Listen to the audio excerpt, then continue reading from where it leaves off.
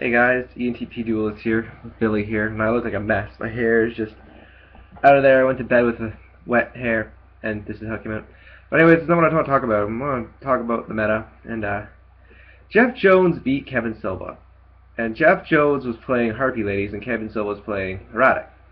Now, I'm actually not going to tell you that Harpy Ladies is tier 1 or anything. It might, I don't think so. It might be tier 1 next format, or like two formats from now, but not right at this moment.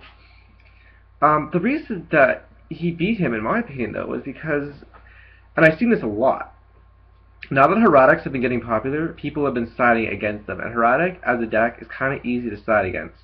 Now, some people sided Vanities. Jeff Jones actually beat Kevin Silva with the Vanities Emptiness, but it was actually like 2 rounds before that, the feature match, that somebody sided in this against Heretic, the Fossil Dyna. And I'm like, what is Heretic going to do against Fossil Dyna? Like, you have to side in Dark Hole. And the thing is, every time you take out a card in Heretic to side in, you're taking away from your deck's combos a bit. You're taking away from the consistency. Like, are you going to take away, a card D for a Dark Hole? Are you going to take away a Battle Fade or a So Scarecrow, give him some defense for your counters? You can, but then you're just kind of messing up the deck's consistency. And Heretic Dragon Ruler is really weak to Vanity's Emptiness. Like, they're pretty much almost as weak as the regular Dragon Rulers were. You flip over Vanity's Emptiness, and they better have, Mystical Space Typhoon or Wingbeat. And Lance isn't going to cut it in that situation.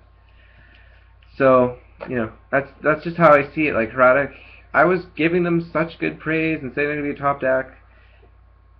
Well, I never said they would be top deck. They were always kind of lower tier 1, and I feel like they didn't change. Like, Heretic Dragon Ruler is as low tier 1 as Heretic was. They're still a tier 1 deck. I'm not taking anything away from them. I'm just saying now that the meta's kind of adjusted to them a little bit. One deck that's really surprised me in terms of the meta has been Insectors, because Insectors has just been like, but they fought through it, man. I thought people were just going to side in the Shadow Mirrors and the DD Crows, and well, they have been. Insectors are a pretty fast deck, and they have very good at control. Like, things like Madolche. Maybe if Madolche became tier 1, well, Madolche's got a bad Insector matchup, I'm sorry. You have Madolche Ticket, and you have the Field Spell, and if you're going to return something like Centipede to the deck, Insectors don't even care about that. They're pretty happy. What's going to happen is the Madolche player is going to try to return some cards to go for game. Insector's going to flip up Wabaku, bring back Dragonfly from the graveyard, or bring out a Centipede from the graveyard with Call of the Haunted, pop Tiramisu or the Trap, because they don't really care about Tiramisu or anything. And they're just going to go off. And Insectors has just been one of those decks. Kakuri Geargia is still tier 1 as ever. I don't think that deck's going to stop being tier 1. If you have money and you want like a consistent deck, Geargia Kakuri is a good way to go. You should probably wait though. When the Boojin support comes in Legacy of Valiant, which is really, really soon, ridiculously soon, the sneak peek was already past Spy, they'll be a contender, but I think it's a Primal Origin support is really going to push them over the edge. Not that Boojins aren't going to be tier 1, but it's just like DNA Surgery's up to $12 now. No joke, DNA Surgery is $12 on eBay. Go figure. It's really good card against Boojins though. I actually recently came in first at my locals with a fun deck. I didn't think I'd do so well. It's Chainbeat. I already showed this again. I ended up having to take out a bunch of tokens. Joey's World and just use those. These ones don't have cases. I have case tokens. I just didn't bring them to the tournament with me yesterday. Chainbeat's not going to be very good though because Boojin's not afraid of Black Garden. Sorry. If you want to get a deck in this format, I suggest you maybe wait a little bit. Yu-Gi-Oh! Is a lot more crazy because not only do we have a 3-month format, but Konami took away the they changed it so it's draft for top 16 or top 32 or whatever. So it's draft. They're going to use battle packs to duel instead of decks, and that again kind of makes things really weird. I feel like all Yu-Gi-Oh! Card prices are going to kind of drop because of this.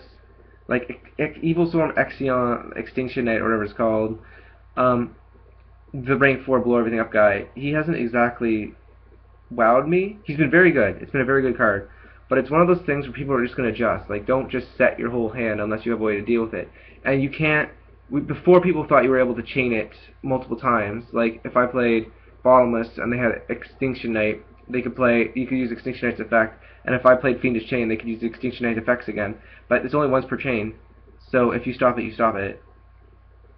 And I guess, one deck you might want to consider playing again is Malefics, because field spells are very popular right now, and Malefics love that. And you can play Skill Drain, which is very anti-meta. It'll answer Boojins pretty nicely. It'll answer a lot of things. So those are just my meta thoughts, and I'll see you later.